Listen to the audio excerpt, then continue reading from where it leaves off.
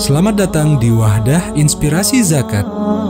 Wahdah Inspirasi Zakat merupakan sebuah lembaga amil zakat nasional yang berdiri sejak tahun 2002 di Kota Makassar, Sulawesi Selatan.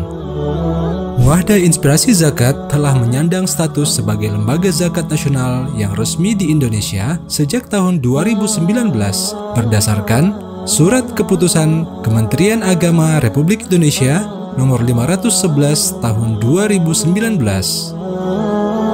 Hingga saat ini, Wahdah Inspirasi Zakat telah mempunyai 72 kantor perwakilan, baik di tingkat wilayah hingga daerah di seluruh Indonesia.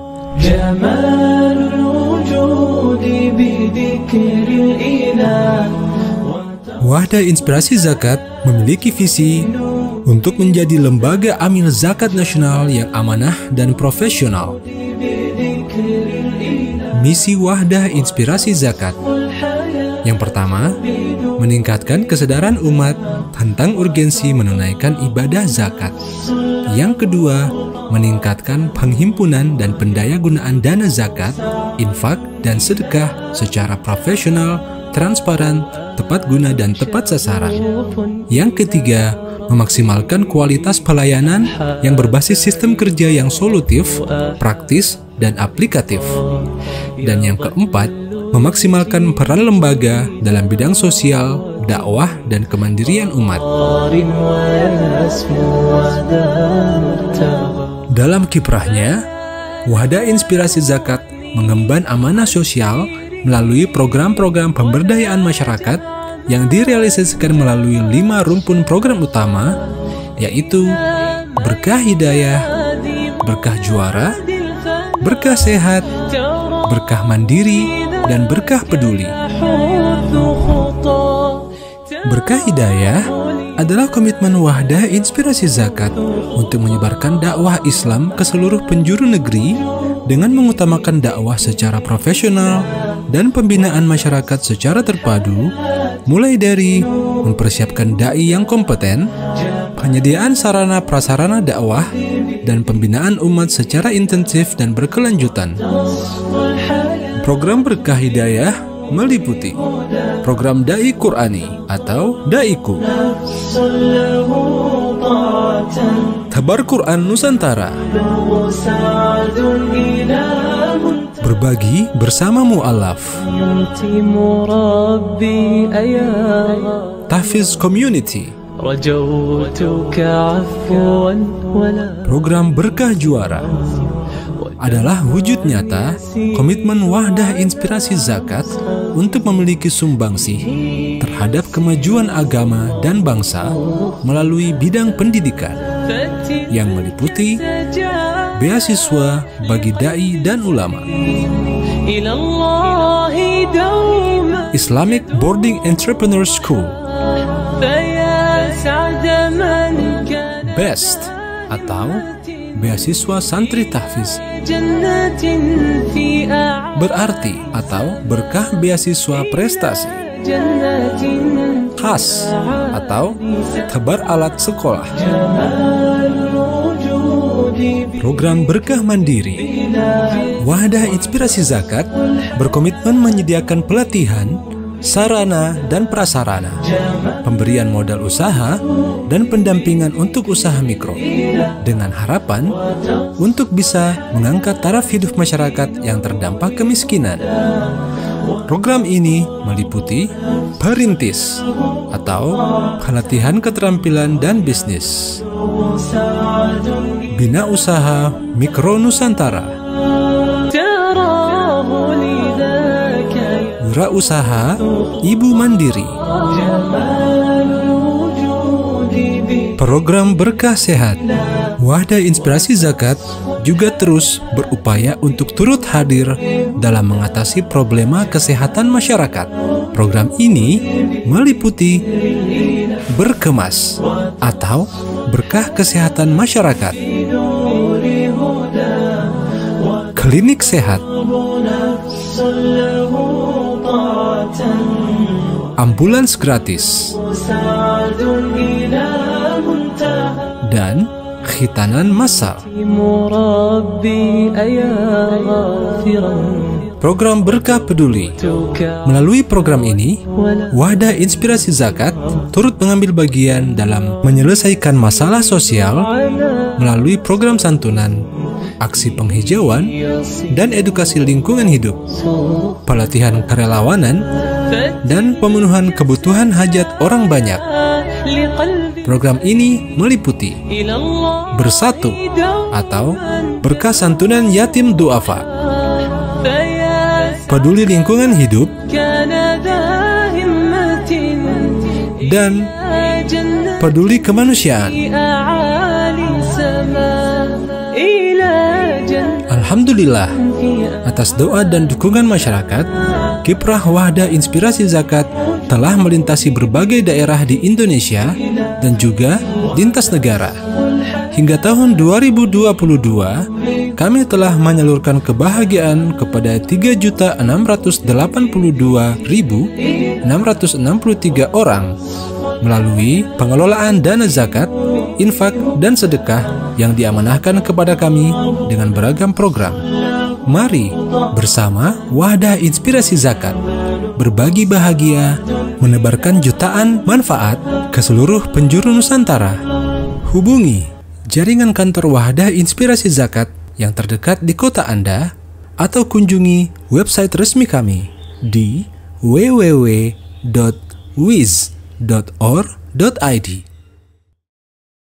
شوقا إليه لست أرجو سوى شربة من يدي الصلاة عليه والسلام عليه للسماء ارتقى فأتى بالنقى وغدا وجهه نيرا مشرقا كان من عفوه حين حان اللقاء قال فلتذهبوا.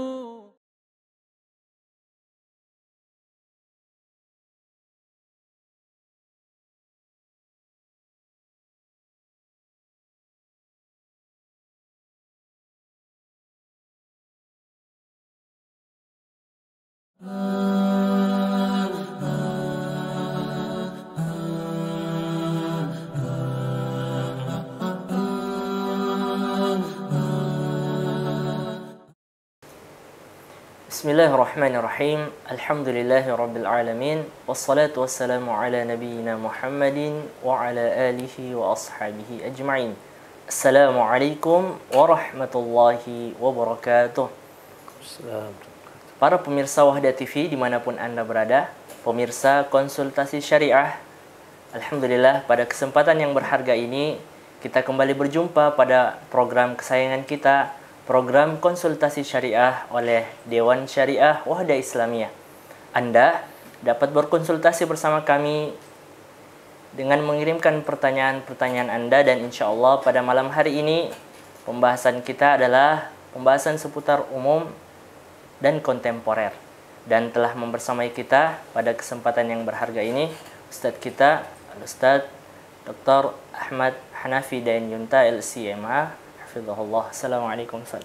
Waalaikumsalam warahmatullahi wabarakatuh. Kaifa halakum Ustaz? Alhamdulillah. Alhamdulillah Ustaz. Para pemirsa konsultasi syariah dimanapun Anda berada, kami menantikan atensi dan pertanyaan-pertanyaan dari para pemirsa sekalian. Anda dapat mengirimkannya melalui pesan WhatsApp di nomor WhatsApp yang tertera di layar, ataupun Anda dapat langsung melayangkan pertanyaan pada kolom komentar live streaming yang sedang kita saksikan bersama. Sembari menunggu pertanyaan-pertanyaan yang masuk dari para pemirsa sekalian, insya Allah kita akan mendengarkan terlebih dahulu materi pengantar konsultasi yang akan dibawakan oleh Ustadz kita dengan tema Kaidah Ad-Darar Yuzal dan implementasinya dalam kontestasi politik. Kepada Ustadz kami persilahkan. Ya. Syukran, jazakumullah khairan.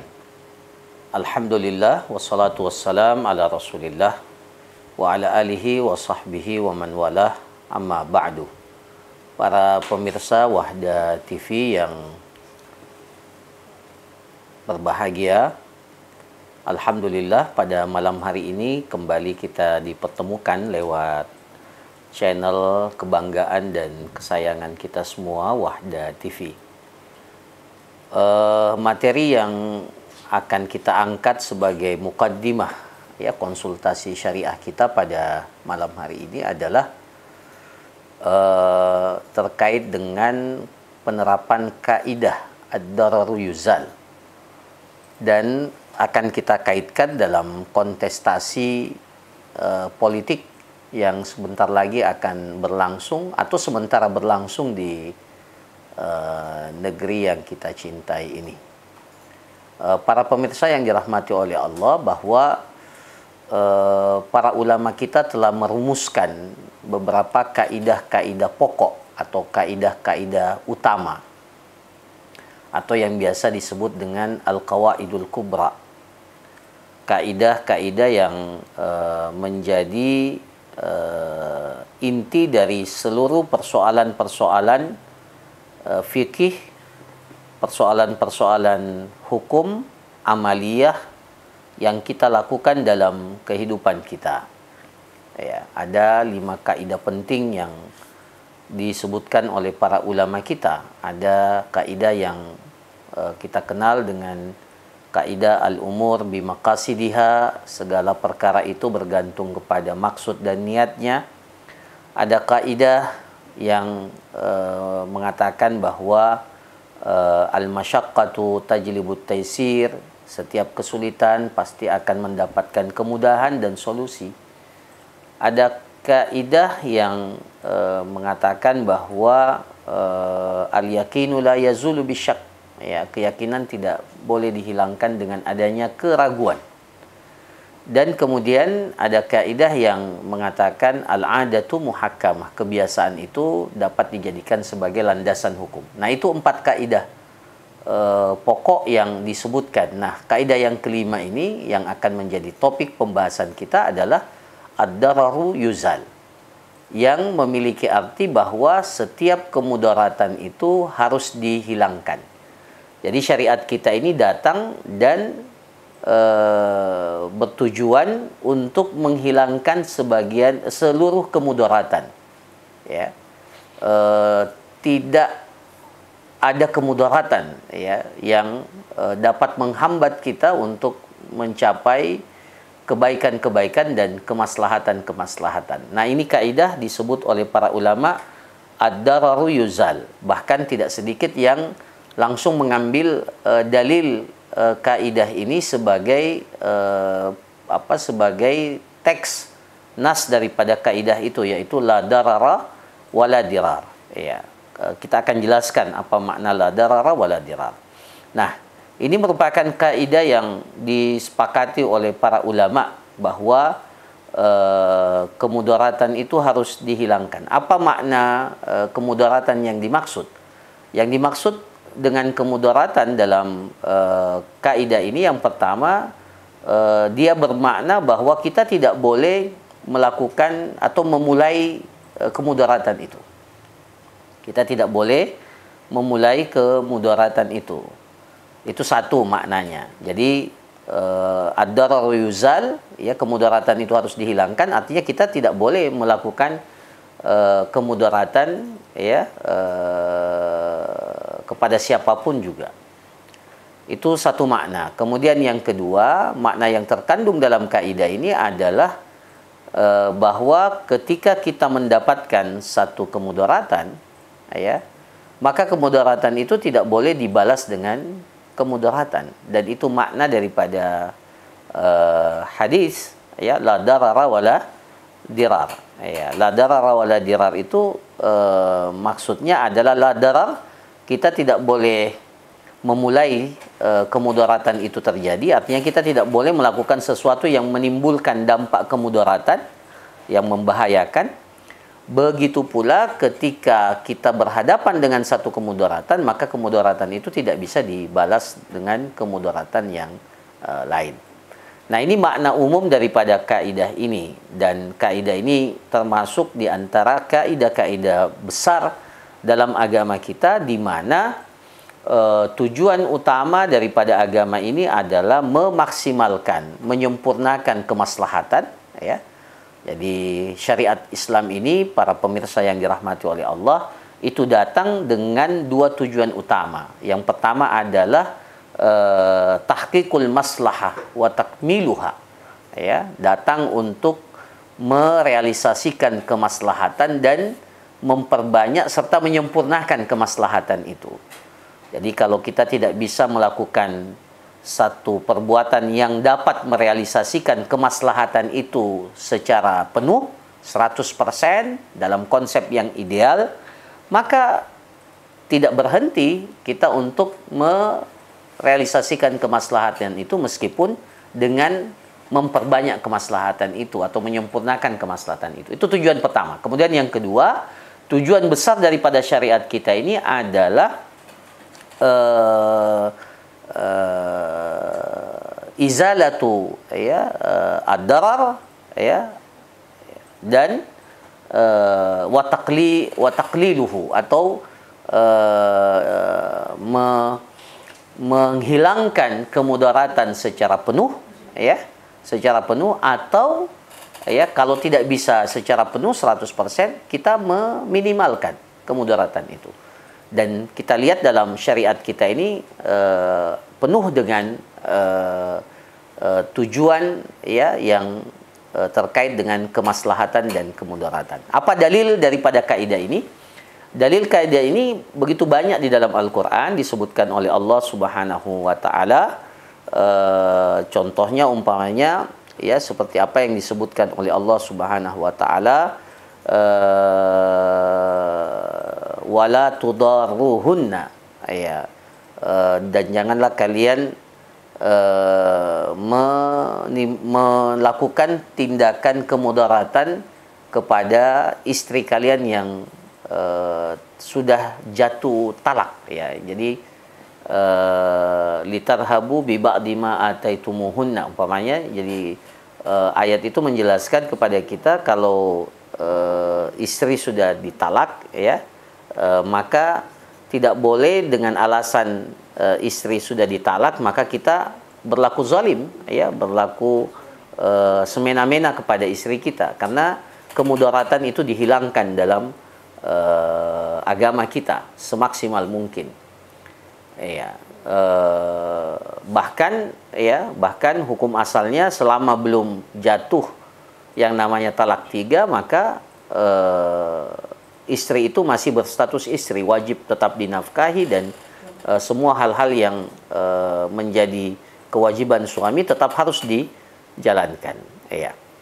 Nah, itu salah satu contoh, ya, salah satu contoh. Kemudian ayat yang lain Allah Subhanahu wa Ta'ala berfirman, la tudaru walidatun biwaladiha wala mauludun lahu biwaladi. Jadi wanita yang menyusui itu, ya, itu tidak boleh dimudaratkan karena anaknya. Begitu pula bapak daripada anak itu tidak boleh dimudaratkan karena anak tersebut. Artinya apa? Bahwa ketika anak itu harus diasuh, disusui, tidak boleh ada kemudaratan yang terjadi baik pada anak, begitu pula kepada wanita ibu yang menyusuinya, atau begitu pula kepada ayahnya. Nah, ini secara konsep umum, meskipun contoh-contoh yang disebutkan di dalam ayat-ayat ini sifatnya pada kasus-kasus tertentu, tetapi makna umum yang dapat kita tarik bahwa kemudaratan ini harus dihilangkan apapun bentuknya, ya. Nah, begitu pula dalam hadis Rasulullah sallallahu alaihi wasallam, ya, tadi hadis yang sangat masyhur, Rasulullah sallallahu alaihi wasallam bersabda, la darara wala dirar, tidak boleh ada kemudaratan dan tidak boleh kita memudaratkan orang lain, ya. Atau tidak boleh kita memulai kemudaratan itu atau membalas kemudaratan itu dengan kemudaratan yang lain. Tidak boleh ada kemudaratan kepada manusia, sebagaimana juga tidak boleh kita menimbulkan kemudaratan yang dampaknya kemudaratan itu dirasakan bahkan oleh makhluk-makhluk yang lain. Jadi sungguh luar biasa kesempurnaan Islam ini, kemudaratannya itu tidak hanya berlaku kepada sesama manusia, bahkan kepada seluruh makhluk ciptaan Allah tidak boleh kita menimbulkan kemudaratan, dan seharusnya kemudaratan itu selalu dihilangkan. Nah, tentunya banyak contoh ya yang disebutkan oleh para ulama kita terkait dengan kemudaratan. Bahkan kalau kita menyebutkan satu perkara saja dalam syariat kita ya, terkait dengan apa yang dilarang dalam syariat kita, maka tentunya larangan itu, kenapa ada larangan? Ya, kenapa ada larangan? Karena di balik larangan itu, ada kemudaratan yang telah dilihat oleh syariat kita, baik nampak oleh kita, ya, oleh mata dan akal kita, ataupun tidak nampak oleh mata dan akal kita. Tetapi pemberi syariat atau penetap syariat, yang menetapkan syariat, Allah Subhanahu wa taala itu Al-Alimul Hakim. Ketika Allah melarang sesuatu, ya, melarang satu perbuatan, ya, melarang meminum khamar, melarang kita untuk melakukan atau mendekati perzinahan, melarang kita untuk terjatuh pada perbuatan atau jual beli riba umpamanya. Kita dilarang untuk melakukan kecurangan, ya, melakukan kecurangan dalam jual beli, ya, melarang kita untuk berkhianat terhadap amanah. Itu semuanya dalam rangka untuk menghilangkan kemudaratan atau ya pada tingkatan meminimalkan kemudaratan yang akan timbul. Nah, ini tentunya ketika kita ingin menjelaskannya, maka penjelasannya sangat panjang. Setiap kaidah terkait dengan kemudaratan ini memiliki contoh-contoh yang spesifik. Tetapi makna umum bahwa kemudaratan itu dihilangkan. Ad-dararu yuzal, kemudaratan ini harus dihilangkan. Nah, ini para pemirsa yang dirahmati oleh Allah memiliki kaidah-kaidah turunan, ya. Kaidah-kaidah turunan. Jadi setiap kaidah umum itu ada kaidah-kaidah cabangnya, ada kaidah-kaidah turunannya.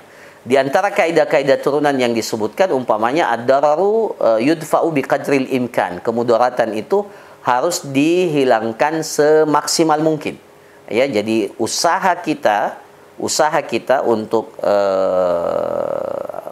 menghilangkan kemudaratan harus diikhtiarkan secara maksimal. Tidak boleh hanya sekedarnya saja. Jadi ad-dararu yudfa'u biqadril imkan. Itu kaidah turunannya. Ya. Maka ketika ada kemudaratan, maka kemudaratan itu harus dihilangkan secara maksimal. Tidak boleh hanya dengan sekedarnya saja.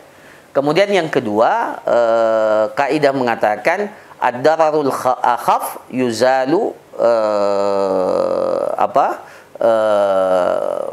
kemudaratan yang, ya, kalau kita berhadapan dengan kemudaratan yang besar, kemudian akibat konsekuensi daripada kemudaratan yang besar itu dihilangkan, muncul kemudaratan yang kecil, maka tidak ada masalah, ya. Jadi kemudaratan yang besar, ya, dihilangkan dengan, kemudaratan besar dihilangkan meskipun dapat menimbulkan kemudaratan yang kecil. Begitu pula apabila bertemu, ada kaidah daf'ul mafsadati muqaddamun ala jalbil masalih. Kita berhadapan dengan satu kemudaratan dan ingin mendapatkan satu kemaslahatan, maka kaidah asalnya kemaslahatan itu ditunda pelaksanaannya demi untuk menghilangkan kemudaratan itu. Nah, ini diantara banyak contoh-contoh atau kaidah-kaidah kecil yang terkait dengan kemudaratan. Nah, hubungannya dengan kontestasi politik. Nah, ini kita masuk pada kontestasi politik. Maka kaidah ini menjadi sangat penting dan sangat relevan, ya, ketika kita mengimplementasikan kaidah ini dalam kontestasi politik. Kita di negara kita ini yang menganut faham demokrasi itu tentunya membolehkan, ya, baik dalam tataran pemilihan calon presiden umpamanya atau presiden, atau pemilihan legislatif baik di tingkat pusat atau di tingkat daerah, itu dengan sistem demokrasi yang dianut di negeri kita ini membolehkan setiap orang untuk mencalonkan diri, ya. Nah, berarti masyarakat kaum muslimin secara khusus diberikan pilihan-pilihan. Ada pilihan di depan kita, ya, ada pilihan di depan kita. Nah, bagaimana kita mengimplementasikan kaidah ini? Bahwa setiap calon itu pasti memiliki kebaikan dan pasti memiliki keburukan. Ya, namanya manusia biasa, ya pasti memiliki potensi-potensi kebaikan, kemaslahatan, dan juga memiliki potensi-potensi atau di dalamnya ada kemudaratan-kemudaratan, kejelekan-kejelekan. Nah, tugas kita untuk menimbang, ya, ketika calon tersebut, atau sebelum itu saya katakan, nah ketika ada pilihan, maka tidak boleh kita berdiam diri, tidak boleh kita berdiam diri. Kita harus ikut berpartisipasi, seperti kaidah yang kita sebutkan tadi bahwa ad-dararu yuzal, kemudaratan itu harus dihilangkan, dan kemudian ad-dararu yudfa'u biqadril imkan, bahwa kemudaratan itu harus dihilangkan secara maksimal atau ditolak secara maksimal, ya. Baik sebelum terjadinya kemudaratan atau setelah terjadinya. Nah, itu juga salah satu makna penting dari kaidah ad-darar yuzal, itu maknanya adalah kemudaratan itu dihilangkan sebelum, ya, tindakan preventif, atau ketika terjadi. Tidak boleh juga kita tinggal diam, tidak boleh kita katakan sudah terlanjur. Tidak, harus ada usaha untuk bagaimana kemudaratan itu meskipun sudah terjadi bisa kita hilangkan, atau paling minimal diminimalkan efeknya kemudaratan itu terjadi akibat daripada kemudaratan itu. Nah, jadi dalam kontestasi politik kita dihadapkan beberapa pilihan. Ada pilihan-pilihan. Seperti sekarang dalam pemilihan presiden ada 3 calon. Kalau kita bawa konteksnya dalam pemilihan legislatif, tentunya banyak calon. Ini semakin rumit lagi untuk menentukan. Maka apa yang kita kedepankan bahwa pertama kita bertanggung jawab secara syariat, secara syariat untuk menentukan pilihan kita, siapa pilihan yang terbaik. Kita bertanggung jawab. Bahkan hukum asalnya memilih seorang pemimpin itu adalah hukumnya wajib, Memilih pemimpin itu hukumnya wajib, atau mengangkat pemimpin. Dalam Islam tidak boleh ada kekosongan kepemimpinan. Bahkan sahabat Rasulullah setelah wafatnya Rasulullah itu bahkan sampai menunda pemakaman Rasulullah SAW, padahal kita tahu jenazah itu harus disegerakan. Tapi mereka menunda pemakaman Rasulullah SAW karena tentunya dengan ada sebab yang lain juga. Tetapi salah satu di antaranya mereka lebih melihat bahwa harus ada, pemimpin yang resmi, de facto dan de jure, yang telah ditetapkan oleh kaum muslimin sebagai pengganti, kepemimpinan yang ditinggalkan oleh Rasulullah SAW. Bahkan para sahabat menunda pemakaman Rasulullah SAW. Nah, itu menjadi salah satu dalil penting betapa pentingnya kepemimpinan itu hadir di tengah kehidupan kita. Ditambah lagi bahwa ada kaidah fikhiyah lagi yang mendukung ini, adalah ma la yatimul wajibu illa bihi fahuwa wajib. Sebuah perkara yang wajib, sebuah perkara yang wajib, yang kemudian kita tidak bisa sampai kepada perkara yang wajib kecuali melakukan sesuatu, maka sesuatu yang menjadi perantara, sarana untuk mengantarkan kita kepada kewajiban, itu juga hukumnya menjadi wajib. Berwuduk menjadi wajib karena kita akan sholat, dan sholat itu adalah wajib. Nah, sama juga menegakkan keadilan, menegakkan supremasi hukum agar masyarakat hidup dalam aturan yang jelas, tidak ada kesemrawutan, tidak ada kezaliman, tidak ada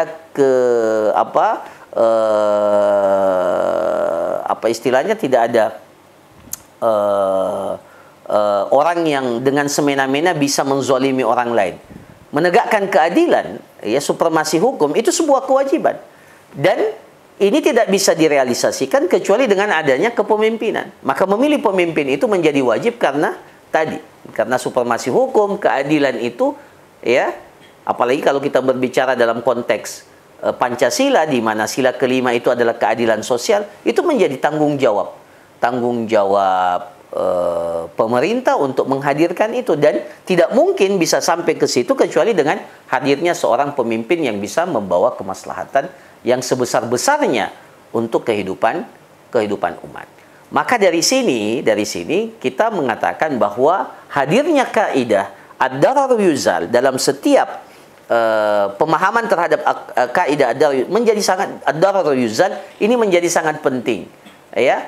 Jadi ketika beberapa calon pemimpin itu atau ada pilihan-pilihan kita, maka kita wajib untuk memilih. Nah, siapa yang kita pilih? Nah, ketika pemimpin itu kan dalam Islam ada beberapa syarat yang telah disebutkan oleh para ulama, ya. Ada beberapa syarat pemimpin yang disebutkan oleh katakanlah seperti yang disebutkan dalam kitab Siyasah Syariah, politik syar'i yang dikarang oleh Syekh Abdul Wahab Al-Khallaf, begitu pula Al-Imam Al-Mawardi dalam kitabnya Al-Ahkam As-Sultaniyah. Di antaranya yang paling penting itu adalah prinsip-prinsip menegakkan nilai-nilai keadilan, bahwa pemimpin itu memiliki kemampuan untuk berijtihad, ya. Tidak bisa dipungkiri, ya, bahwa seorang pemimpin akan diperhadapkan dengan banyak persoalan-persoalan yang tidak didapatkan, ya, teksnya, dalilnya secara khusus baik dalam Al-Quran dan As-Sunnah. Maka dibutuhkan kemampuan menganalisa ijtihad. Seorang pemimpin dibutuhkan ide dan gagasan yang sangat kuat, ya, kreatif. Kemudian seorang pemimpin dipersyaratkan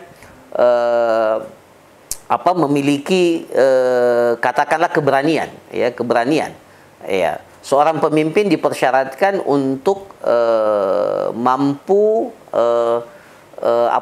mengambil keputusan yang tepat, meskipun keputusan itu memiliki resiko, ya. Seorang pemimpin harus memiliki jasmani yang kuat, jasmani yang sehat.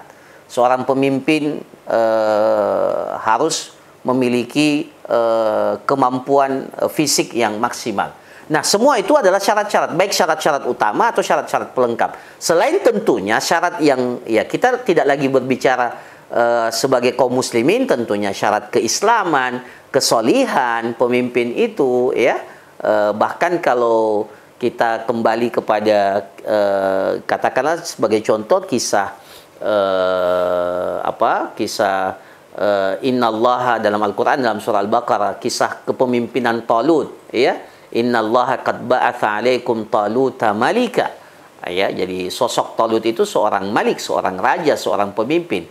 Nah, Allah telah menganugerahkan kepada Talut itu bastatan fil ilmi wal jism, memiliki keluasan di dalam ilmu. Jadi ilmu menjadi sangat penting dimiliki oleh, jadi kapasitas keilmuan seorang pemimpin, apalagi kalau disertai dengan rekam jejak, ya, yang maksimal. Tidak boleh kita memilih pemimpin yang tidak memiliki rekam jejak, atau kita tidak tahu apakah dia ini memiliki kemampuan atau tidak. Nah, itu harus disertai dengan pengetahuan itu. Kemudian bastatan fil ilmi wal jism, dia punya fisik yang luar biasa. Ya, Indonesia ini adalah negara dengan luas yang sangat luar biasa, ya. Tidak mudah untuk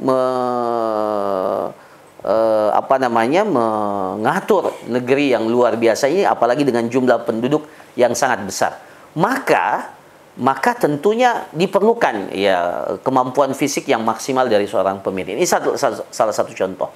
Nah, syarat-syarat ini tentunya nanti kita bawa pada pilihan-pilihan yang ada, ya. Jadi syarat-syarat yang disebutkan oleh para ulama tadi, kita bawa pada kontestasi ini, kepada konteks pemilihan ini. Nah, ketika semua syarat itu terpenuhi, maka pada salah satu calon, maka itulah yang harusnya menjadi pilihan kita, ya, pilihan kita. Kemudian yang kedua, ketika calon yang disodorkan memiliki kelebihan dan memiliki kekurangan, nah di situ kaidah ini kita pakai, ya, mana yang kemudaratannya, ya, mana yang kemaslahatannya sangat besar dan mana yang kemudaratannya sangat minimal, ya.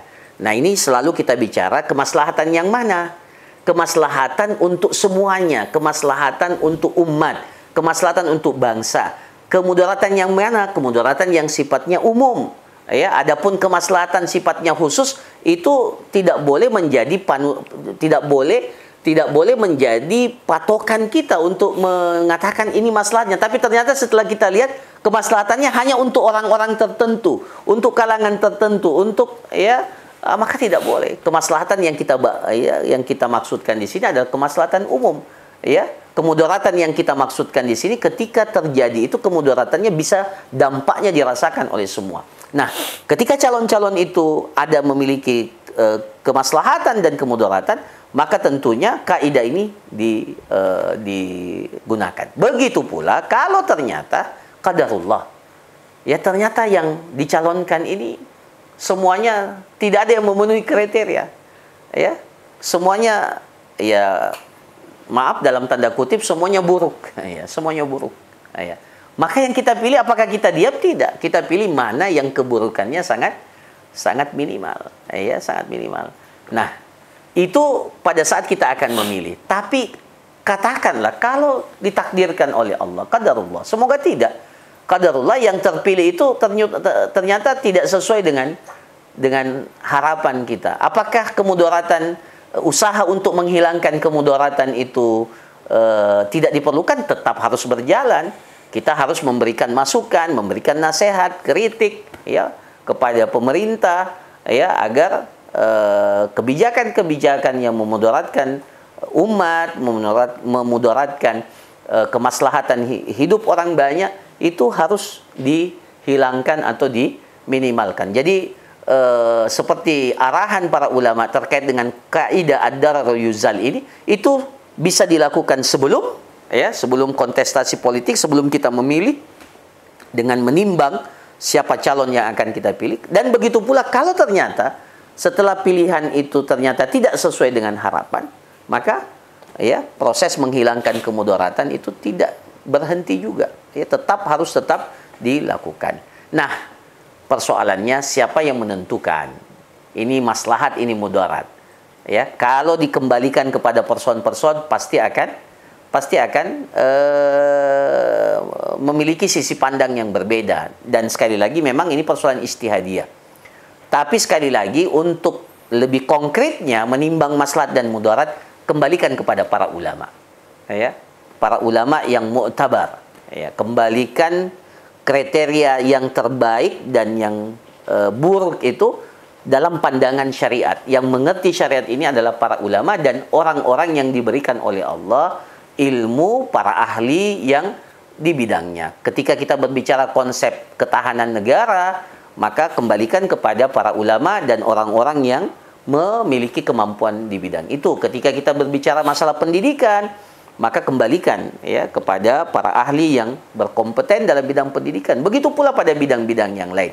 Mereka lah yang bisa memberikan kepada kita arahan, ilmu, wawasan yang terkait dengan kemaslahatan dan kemudaratan. Maka kesimpulannya, mari kita belajar, ya, mari kita melihat ya persoalan pemilihan, ya, kontestasi politik ini sebagai sarana kita untuk berikhtiar, ya, dengan menerapkan kaidah ad-darar al-yuzal sehingga pilihan kita tepat, ya, tepat dan akan menghasilkan, ketika kesadaran ini muncul dari umat, maka akan menghasilkan insya Allah, karena sistem demokrasi ya dalam pemilihan ini menganut bahwa suara terbanyak itulah yang pemenang, maka usaha kita adalah bagaimana suara terbanyak itu dijatuhkan oleh umat pilihannya kepada pemimpin yang betul-betul memiliki kriteria kemaslahatan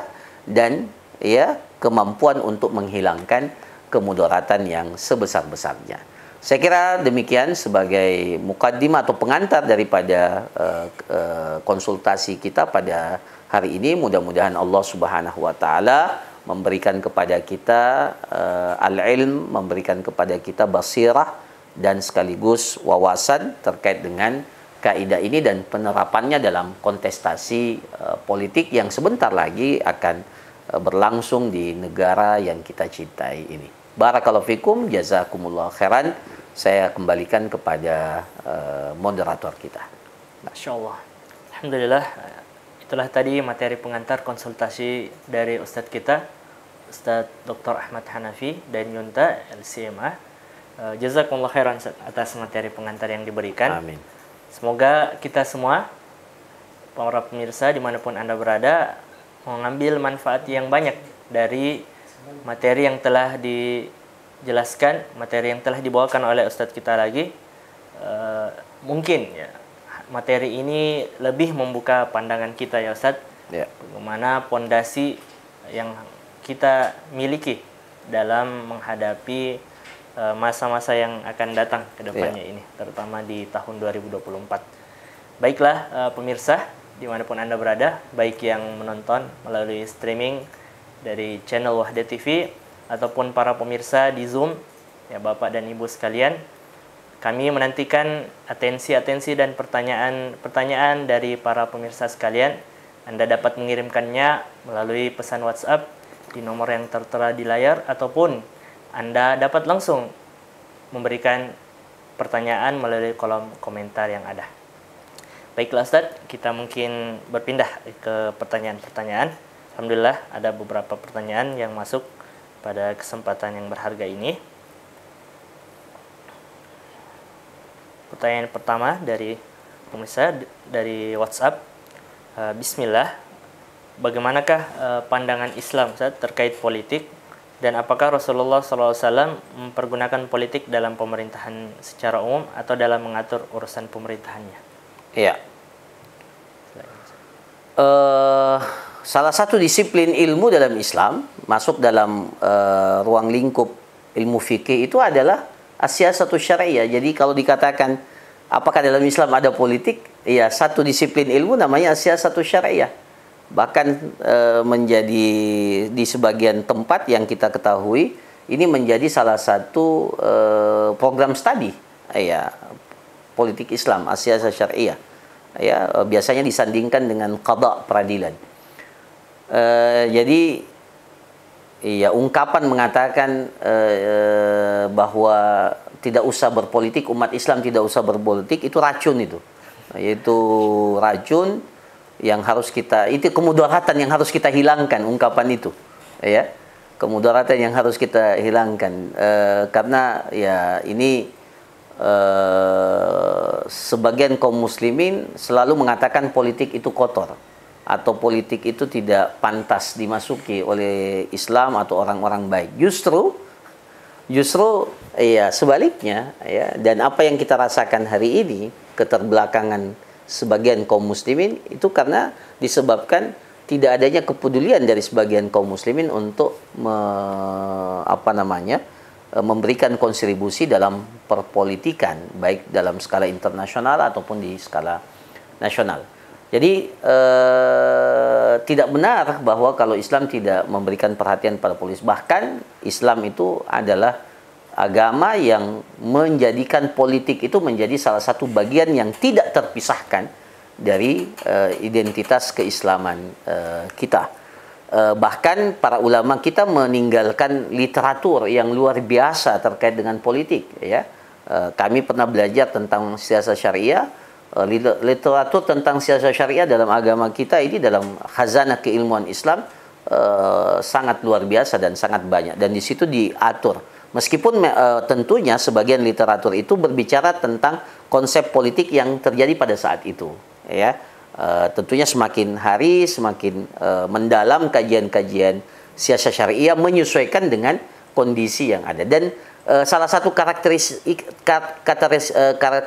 Islam itu kan al-Islamu salihun li kulli zamanin wa makan. Ya, relevansi Islam itu di setiap tempat dan waktu. Maka tidak mungkin Islam itu jauh daripada politik, padahal politik itu hadir dalam kehidupan kita. Jadi ini bertentangan dengan karakteristik utama daripada syariat agama kita. Nah, persoalannya tadi, apakah Rasulullah berpolitik? Justru imam panutan dalam berpolitik itu adalah Rasulullah. Rasulullah itu posisinya, ya, dalam kehidupan beliau itu mempunyai 3 posisi dalam kehidupan umat. Sebagai Nabi dan Rasul, yang dalam artian beliau lah yang akan menetapkan syariat, ya, atau yang menjadi penyampai syariat dari Allah. Yang kedua, posisi Rasulullah sebagai qadhi. Kalau ada sahabat yang berselisih, maka mereka datang kepada Rasulullah, dan Rasulullah yang pasti akan menjadi hakam dan penentu keputusan atas perselisihan yang terjadi. Dan yang ketiga, posisi Rasulullah sebagai kepala negara. Iya, jadi tiga fungsi utama besar dalam kehidupan umat itu diperankan oleh Rasulullah dalam satu waktu. Ya, jadi posisi beliau sebagai Nabi dan Rasul, posisi beliau sebagai qadhi, dan posisi beliau sebagai pemimpin negara. Nah, setelah wafatnya beliau, maka cuma posisi kenabian dan kerasulan saja yang tidak ada lagi, karena Rasulullah adalah penutup dari dari seluruh nabi dan rasul. Tapi posisi sebagai kalau sekarang kita katakan kekuasaan yudikatif, kekuasaan legislatif, ya, itu masih diperankan oleh Khulafaur Rasyidun, ya, pada saat setelah wafatnya Rasulullah Sallallahu Alaihi Wasallam. Eksekutif maksud saya, dan kekuasaan yudikatif, ya, legislatif, bahkan ya yang kita kenal dengan trias politika itu ada dalam Islam, dan Rasulullah memerankan itu dengan sangat baik, sekaligus menjadi qudwah bagi kita dalam berpolitik. Jadi ungkapan mengatakan apakah, ya, ini adalah ungkapan yang justru menjelaskan dan mempertegas bahwa politik itu adalah sesuatu yang ada dalam syariat, dan bahkan Rasulullah SAW itu sendiri, ya, menjadi pemimpin politik, ya, kaum muslimin. Ya.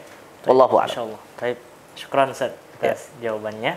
Insyaallah menjadi pembuka wawasan kita Ustaz terkait Islam, ya, yang sebenarnya politik itu di dalam Islam diajarkan, ya Ustaz.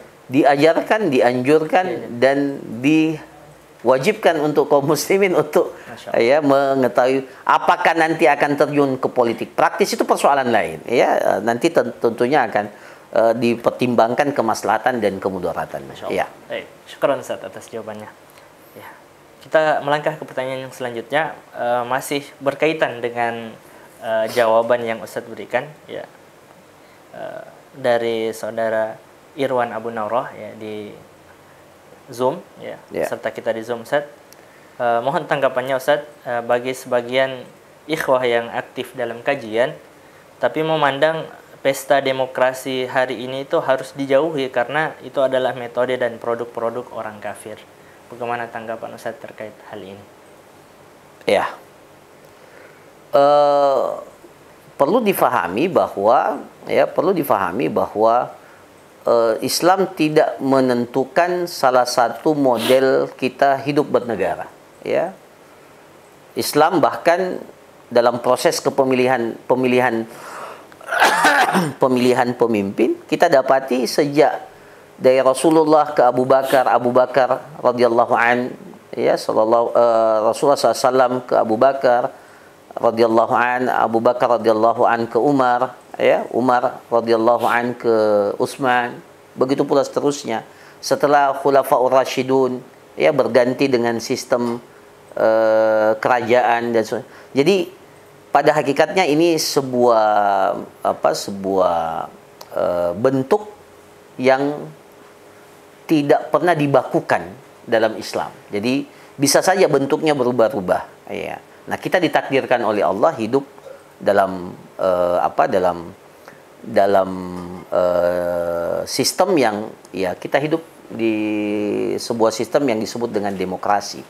Ya, tentunya semua sistem itu pasti mempunyai plus dan minus. Tetapi ada satu hal yang penting untuk kita perhatikan. Tapi kewajiban kita untuk mentahqiq, merealisasikan kemaslahatan dan menghilangkan kemudaratan itu diijma'kan oleh para ulama. Diijma'kan. Ya, ini bukan sekedar disepakati, diijma'kan oleh para ulama agar kita semaksimal mungkin mentahqiq, merealisasikan kemaslahatan dan menghilangkan kemudaratan. Kaidah ini disepakati oleh para ulama, diijma'kan oleh para ulama. Ya, konsensus. Maka kewajiban kita untuk mengambil peran itu.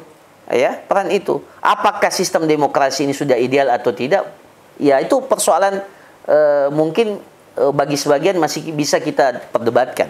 Tapi di hadapan kita ada dua pilihan, ya. Apakah kita ingin menentukan sopir yang ugal-ugalan? Ya, kita ingin naik bus nih, ya. Naik bus. Ditawarkan, ini ada dua sopir. yang sopir yang satu ini ugal-ugalan, suka punya track record rekam jejak, selalu nabrak orang atau selalu ditilang atau apa gitu kan, ya. Yang satunya disiplin, yang satunya kita disuruh milih tuh, ya. Atau yang satunya dua-duanya juga bagus punya, pasti juga kita akan tanya, ya, mana yang terbaik dan pasti kita akan cari tahu, ya. Nah, saya kira itu pendekatan yang sederhana saja, ya. Tidak mungkin kita katakan, oh ini sistem nggak bagus, ya sudahlah, siapa saja dari sopir itu. Ini kan namanya bermasa bodoh. Padahal kaidah terkait dengan ini ad-darar yuzal, ya, ad-darar yuzal. Memang semakin jauh kita dengan zaman wahyu, ini kan ditakrir oleh para ulama kita. Semakin jauh kita dengan zaman wahyu, maka kondisi-kondisi ideal itu semakin sulit, ya, semakin sulit. Ya, sekarang ini sifat amanah orang sudah mulai banyak hilang, ya. Bahkan nanti amanah itu akan menjadi barang langka. Kalau ada orang yang amanah, ya, yang amanah nanti dikatakan, oh masih ada yang amanah, ya. Itu di akhir zaman kan seperti itu. Ya. Maka ketika hal-hal ini, ya, ada di tengah-tengah kehidupan kita, harusnya kita jangan bermasa bodoh. Ya, yang lebih menyedihkan adalah ketika proses politik dikatakan tidak boleh karena tidak sesuai, tapi hasilnya dinikmati. Nah, itu kan, ya, ketika sudah terpilih katanya wajib taat, ya, harus apa, ya, padahal prosesnya dikatakan tidak. Jadi dua hal yang harus kita pisahkan, ya, bahwa sistem demokrasi memiliki nilai plus, nilai, ya, negatif. Ya, betul, kita harus akui itu, ada hal-hal yang perlu didiskusikan, tetapi mungkin secara umum kita akan lihat bahwa dari sistem demokrasi ini ada hal-hal yang, ya, yang memang memberikan ruang bagi kita untuk melakukan perbaikan. Nah, celahnya itu yang kita ambil, ya, sebagai jalan untuk melakukan gerakan perbaikan, islah pada umat ini. Jadi kira-kira, ya, seperti itu, dan jangan justru kontraproduktif, ya, sehingga ini bisa dimanfaatkan, ya, oleh kekuatan-kekuatan lain untuk ya, karena persoalan politik ini kan persoalan pertarungan juga, ya, persoalan pertarungan, ada kepentingan, ada pertarungan, ada kemaslahatan dan kemudaratan.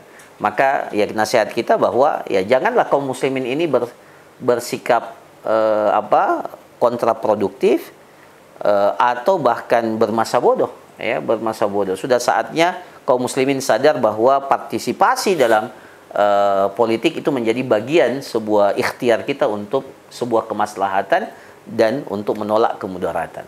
Wallahu a'lam.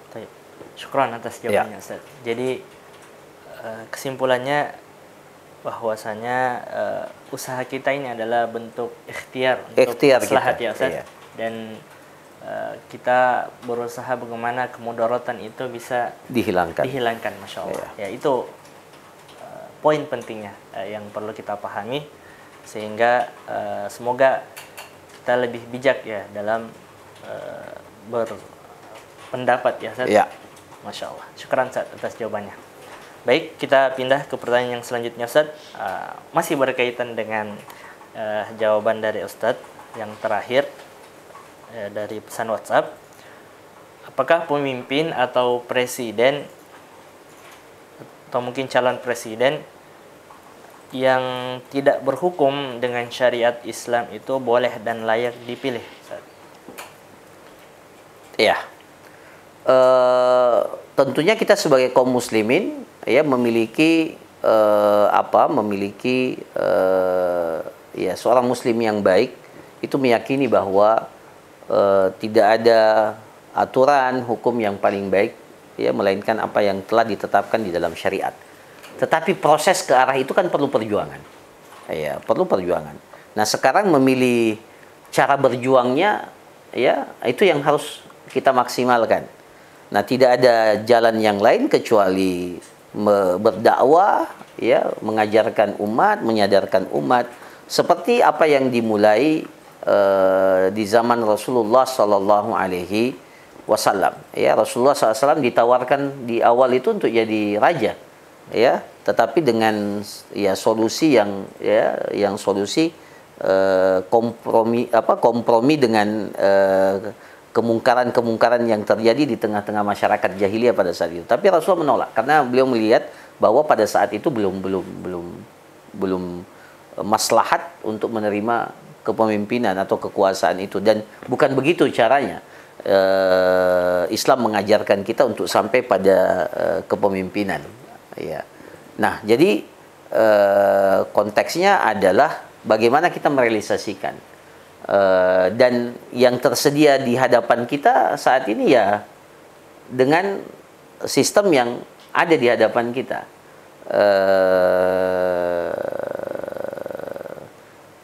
Ya, dan pilihan ini tentunya menjadi pilihan yang sulit. Tetapi bukan berarti kita bermasa bodoh, kita kemudian mengatakan ya sudah, tinggalkan semua itu, ya. Padahal ya efeknya nanti kita akan rasakan, ya. Kita akibat daripada ketidakikutsertaan kita dalam pemilihan umpamanya itu akibatnya juga akan kita rasakan. Nah, ketika pemimpin yang terpilih tidak sesuai dengan aspirasi harapan umat, dan yang ternyata terjadi adalah bahwa ya begitu banyak hal-hal yang mungkar, hal-hal yang kezaliman yang terjadi, akhirnya kita tidak bisa berbuat apa-apa lagi, atau ikhtiar kita menjadi terbatas, ya, ketika dikatakan bahwa ini produk yang tidak benar. Jadi bukan berarti kita mengatakan bahwa ini adalah tidak sesuai dengan syariat, ya, kemudian kita tidak berpartisipasi. Kaidah yang digunakan sekali lagi, bahkan ya ketika belajar tentang politik Islam sebenarnya politik Islam itu tidak ada dalilnya. Yang ada dalilnya maslahat dan mafsadah saja. Jadi belajar siasat syariah itu dalilnya cuma satu. Ya, dalilnya cuma satu, cuma maslahat dan menimbang maslahat dan mafsadah. Ya, bahkan ya kalau mau lihat definisi siasat syariah, ya, politik Islam, ya, seperti yang disebutkan oleh seorang ulama besar dari mazhab Hambali, ya, Ibnu Aqil, beliau mengatakan siasat syariah itu hamlun nas, bagaimana menggiring manusia, mengajak umat ini liyakuna aqrab ila shalah wa ab'ad anil fasad. Jadi siasat syariah itu bagaimana mengarahkan manusia supaya lebih dekat kepada kesolihan dan semakin menjauh daripada kerusakan. Itu siasat syariah itu. Jadi semua aktivitas kita, ya, bagaimana menyadarkan umat untuk lebih dekat kepada kesolihan dan semakin menjauh daripada kemudaratan dan kerusakan, itu adalah siasat syariah, dan itu dapat kita terapkan meskipun dengan sistem yang ada sekarang ini. Wallahu a'lam. Ya.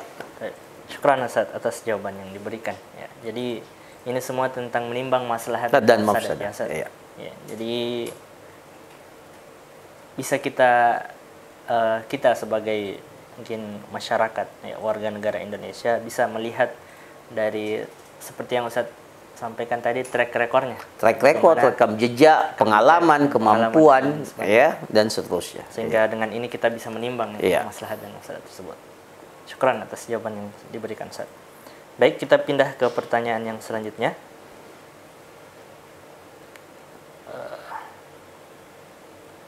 Baik, Ustaz. Ya, dari pesan WhatsApp, apakah boleh bagi seorang muslim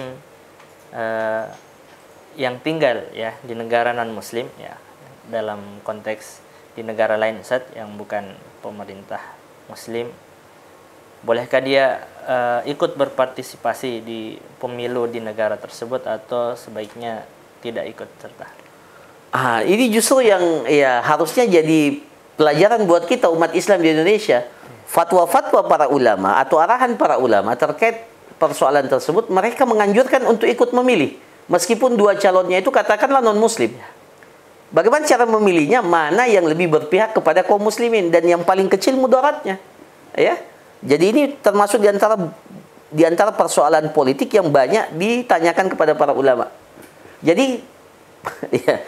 Jadi sebenarnya kalau mau dikiaskan, analogikan, kalau di negara non-muslim saja, arahan para ulama kepada kaum muslimin yang tinggal, minoritas ya mereka ya, di tempat itu, untuk ikut memilih, keluar untuk ikut memilih, apalagi kita di tempat kita ini, ya, menjadi sangat penting untuk ikut memilih. Jadi kalau yang kita pahami dari arahan para ulama, di sebagian tempat, di negara-negara kaum muslimin itu minoritas, dan mereka diperhadapkan oleh dua pemimpin yang katakanlah dua-duanya, ya, kalau kita dalam pandangan Islam dua-duanya buruk, ya, dua-duanya buruk, tidak ada yang muslim, ya, maka pilihan kita berikan kepada yang paling kecil kemudaratannya dan paling banyak memberikan kemaslahatan untuk keberadaan eksistensi kaum muslimin. Nah, itu ininya, arahannya.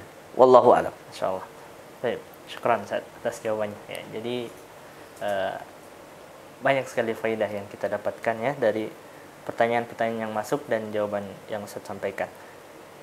Jadi kita lebih memilih yang memihak ya kepada memihak kaum muslimin, dan paling kecil mudaratnya. Sehingga dengan kalaupun tidak ada kemaslahatannya, maka yang paling kecil kemudaratannya. Kan pasti selalu pertimbangannya itu. Ya, kalau tidak ada kemaslahatan sama sekali, katakanlah dua-duanya tidak pro kepada kaum muslimin, maka yang paling kecil kemudaratannya. Iya. Masya Allah. Syukran Ustaz atas jawabannya. Kita melangkah ke pertanyaan yang selanjutnya.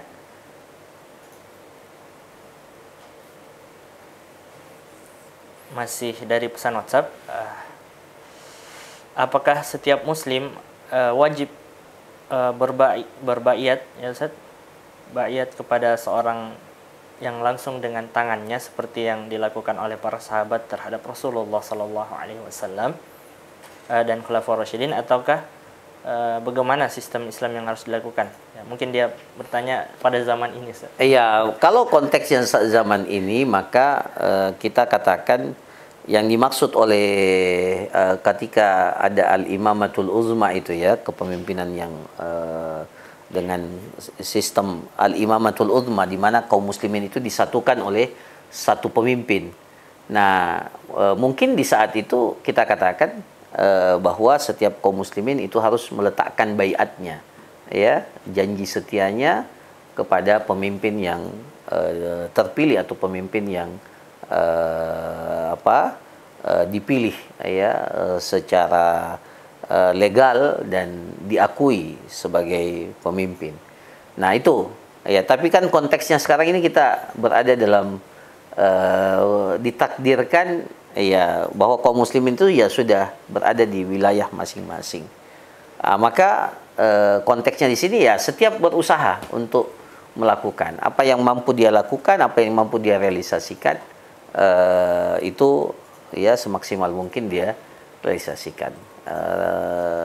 Adapun baiat kepada imam al-imamatul uzma ini, kalau konteksnya sekarang mungkin tidak ada ya, artinya tidak ada imam yang menyatukan seluruh kaum muslimin yang berada di dunia ini.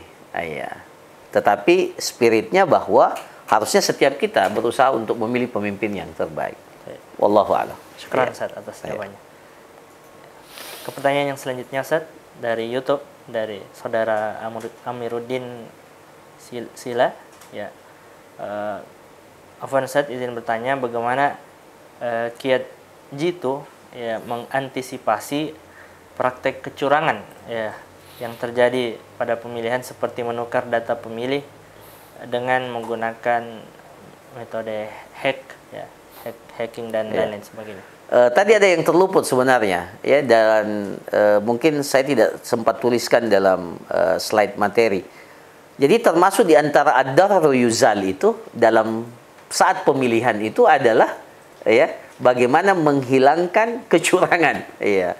Jadi harus ada proses amar ma'ruf nahi mungkar, harus ada tindakan preventif pencegahan terkait dengan usaha-usaha kecurangan yang dilakukan oleh semua pihak. Dan sekaligus ini kita menasehatkan, mengimbau dan menyadarkan umat betapa kita merindukan politik yang sehat, politik yang jujur, kontestasi yang sehat, kontestasi yang jujur. Terutama pada pihak-pihak yang dicurigai bisa melakukan kecurangan, harus ada komitmen itu. Ya, harus ada komitmen itu sehingga masyarakat bisa menerima hasilnya dengan penuh lapang dada ketika mengetahui bahwa semua yang terlibat dalam proses pemilihan itu telah melakukan hal tersebut itu sesuai dengan prosedur, sesuai dengan tahapan-tahapan yang dibenarkan oleh konstitusi, oleh aturan yang telah disepakati. Kita punya jargon dalam pemilih itu langsung, bebas, langsung, jurdil ya, jujur, adil, ya, langsung, dan semua orang memiliki hak untuk jujur dan adil, ya, jujur dan adil. Jadi bahkan ya kita ingatkan, man ghasyana falaysa minna, siapa yang melakukan kecurangan dia bukan golongan kami, kata Rasulullah sallallahu alaihi wasallam. Dan ini termasuk di antara kemudaratan yang harus kita hilangkan. Maka setiap warga negara ya harus ikut aktif ya di dalam melihat kemungkinan terjadinya kecurangan-kecurangan dalam proses pemilihan nanti, ya. Dan semua kita ajak untuk bagaimana melakukan kontestasi politik ini dengan cara yang sehat, sehingga setiap orang menyalurkan pendapatnya dan tidak ada kecurangan di dalamnya, sehingga hasilnya bisa diterima secara baik oleh semuanya dan seluruh pihak merasa lega dengan hasil itu. Nah, jadi ini sekaligus ya menjadi bagian yang tidak terpisahkan dari kaidah ad-darar yuzal itu, ya. Kemudaratan itu harus dihilangkan. Wallahu a'lam. Syukran Ustaz atas jawabannya. Masih dengan penanya yang sama tadi, ada pertanyaan yang keduanya Ustaz. Apakah data pemilih di tempat pemilihan itu bisa didata oleh tim independen dan ditandatangani oleh saksi untuk menjaga adanya kecurangan perhitungan berikutnya? Kayaknya ini kalau ini tanyakan kepada ahlinya, tanyakan kepada Komisi Pemilihan Umum, tanyakan kepada, kan Komisi Pemilihan Umum ada di tingkat pusat, ada di tingkat daerah, itu ditanyakan. Cuma yang bagus dari pertanyaan ini adanya kepedulian kita, ya, adanya kepedulian kita. Bahkan kita minta memang harusnya setiap komponen umat yang memiliki kesanggupan untuk bisa mengikuti proses pemilihan itu dari awal sampai akhir, sampai pada perhitungan, merekam dan melihat proses itu, kita anjurkan untuk mengawal itu semua dalam rangka kita berhisbah, ya, ini istilahnya hisbah, ikut andil dalam menjaga agar pemilu ini menjadi kredibel, menjadi pemilu yang betul-betul memiliki kekuatan hukum yang layak dipercaya. Nah, insyaallah. Ya. Syukran Ustaz atas jawabannya. Ya, mungkin dua pertanyaan yang terakhir Ustaz, ya, pada kesempatan ini. Pertanyaan selanjutnya dari saudara Abdul Rahim. Apakah demokrasi yang berlaku di Indonesia itu sudah sesuai dengan Islam? Sesuai dengan Islam, sesuai dengan syariat Islam mungkin maksudnya. Ini perlu kalau difahamkan apa yang dimaksud demokrasi, apa aja yang ditanyakan, karena demokrasi sangat luas. Tapi tidak bisa kita pungkiri bahwa seperti sistem permusyawaratan yang dipakai dalam itu adalah sesuatu yang sangat anjurkan di dalam Islam, ya. Jadi katakan proses keputusan kebijakan itu diambil lewat permusyawaratan, maka ternyata dalam Islam ada sistem syura yang memang sangat dianjurkan, wa amruhum syura bainahum, ya, dan mereka, kata Allah Subhanahu wa taala, adalah yang bermusyawarah. Kemudian dalam demokrasi bahwa rakyat memiliki kekuatan, ya, hak untuk menyampaikan aspirasi pendapat kepada pemimpin, itu juga kan diakomodir dalam Islam. Ya. Nah, jadi mungkin sederhananya apa yang jadi demokrasi ini luas, nanti kita akan bawa pada kasus-kasus, dan kemudian nanti kita apakah Islam mengakomodir itu atau membenarkan hal itu. Kalau persoalan peristilahan, maka kita katakan ya la musyahata fil istilah, ya, artinya istilah itu menjadi tidak penting, tetapi substansi yang diinginkan dari istilah itu apa, ya. Nah, kira-kira sederhananya begitu. Tapi saya katakan ya ini persoalan yang tidak sederhana memang, ya, tidak sederhana, dan harus kita lihat persoalan ini lebih komprehensif, ya, komprehensif, apalagi kalau dia sudah berkaitan dengan persoalan-persoalan yang kaitannya dengan masalah i'tikad dan keyakinan kita. Nah, itu menjadi sangat krusial tentunya. Wallahu a'lam. Insyaallah. Jazakumullah khairan, Ustaz. Pertanyaan yang terakhir, Ustaz, Ya. dari pemirsa di rumah terkait dengan kaidah ad-dharar yuzal, ya, dari hamba Allah di Makassar. Bismillah, menurut dokter, Ustaz, gigi saya yang tumbuh itu ada salah satu gigi yang panjangnya tidak wajar. Ya. Karena lebih panjang dari gigi yang lainnya. Ya. Nah, dia tumbuh begitu karena gigi pasangan yang di bawahnya itu sudah patah. Ya. Jadi gigi yang di atas itu tumbuhnya panjang, tidak wajar. Ya. Apakah memotong gigi agar dia rata, kemudian gigi bawah itu dibuatkan gigi palsu, ya, sehingga semua gigi ini terjaga, Ustaz, itu boleh, ya, dalam Islam, karena menurut dokter giginya harus dicabut, karena kalau tidak akan terjadi infeksi dan mempengaruhi gigi lain. Tapi sampai saat ini saya merasa gigi saya alhamdulillah tidak mengapa. Ya, apakah memilih menerima kondisi ini termasuk ketawakalan, menerima apa yang Allah tentukan untuk saya, ataukah doror yang kecil dengan memotong gigi itu lebih baik ditempuh agar doror besar yang kemudian hari akan terjadi tidak terjadi? Mohon nasihat. Jadi sederhananya begini, menentukan itu mudarat atau tidak, apakah gigi itu akan memudaratkan atau tidak, bukan wilayah kita sebenarnya, karena yang paling tahu itu adalah dokter tentunya, ya. Kita mungkin merasa nyaman saja. Banyak sekali orang yang merasa kondisinya nyaman, tapi padahal dia sakit, ya, secara fisik dia sakit. Dia tidak tahu karena dia tidak tahu ilmunya. Ya, ini sederhananya begitu.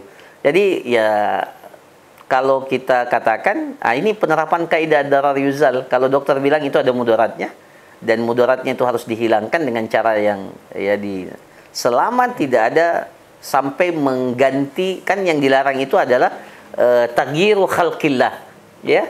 Taghyir, jadi kita umpamanya hidung kita apa istilahnya, hidung kita pesek namanya. Kemudian kita operasi plastik. Itu sudah masuk dalam kategori taghyiru khalqillah, ya. Taghyiru merubah ciptaan Allah Subhanahu wa taala, ya. Tapi kalau katakanlah orang yang punya, ini mohon maaf, ada umpamanya yang punya bibir sumbing umpamanya, itu kan memang ya kelihatannya tidak bagus karena tidak normal, ya. Maka para ulama boleh kan, dan itu tidak masuk dalam karena normalnya itu tidak sumbing orang, jadi boleh dilakukan operasi untuk menghilangkan aib itu, ya. Nah, jadi kalau sudah sampai pada tingkatan aib, apalagi sampai memudaratkan, maka harusnya kemudaratan itu dihilangkan dan menerapkan kaidah ini. Cuma siapa yang bisa menentukan itu mudarat? Ya ahlinya. Wallahu taala alam. Saya kira seperti itu. Jazakumullah khairan, Ustaz. Para pemirsa sekalian, itulah tadi pertanyaan penutup pada program konsultasi syariah kita pada kesempatan kali ini. Kepada Al-Ustadz yang telah hadir bersama kita, memberikan materi pengantar yang sangat bermanfaat, dan juga telah bersamai kita dalam menjawab pertanyaan-pertanyaan dari para pemirsa sekalian. Kami ucapkan jazakumullah khairan, Ustaz. Dan kepada para pemirsa sekalian atas partisipasi dan pertanyaan-pertanyaan yang telah diberikan, kami ucapkan jazakumullah khairan atas partisipasi dari para pemirsa sekalian. Cukup sekian konsultasi kita pada kesempatan kali ini. Semoga kita berjumpa pada program konsultasi yang berikutnya. Kami mewakili para kru pamit undur diri. Mari kita tutup konsultasi kita dengan mengucapkan doa kafaratul majelis. Subhanakallahumma wa bihamdik, asyhadu an la ilaha illa anta, astaghfiruka wa atubu ilaik. Assalamualaikum warahmatullahi wabarakatuh. Waalaikumsalam.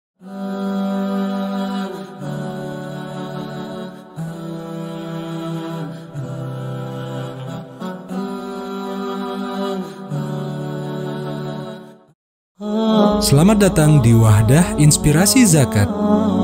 Wahdah Inspirasi Zakat merupakan sebuah lembaga amil zakat nasional yang berdiri sejak tahun 2002 di Kota Makassar, Sulawesi Selatan. Wahdah Inspirasi Zakat telah menyandang status sebagai lembaga zakat nasional yang resmi di Indonesia sejak tahun 2019 berdasarkan Surat Keputusan Kementerian Agama Republik Indonesia Nomor 511 Tahun 2019. Hingga saat ini, Wahda Inspirasi Zakat telah mempunyai 72 kantor perwakilan, baik di tingkat wilayah hingga daerah di seluruh Indonesia.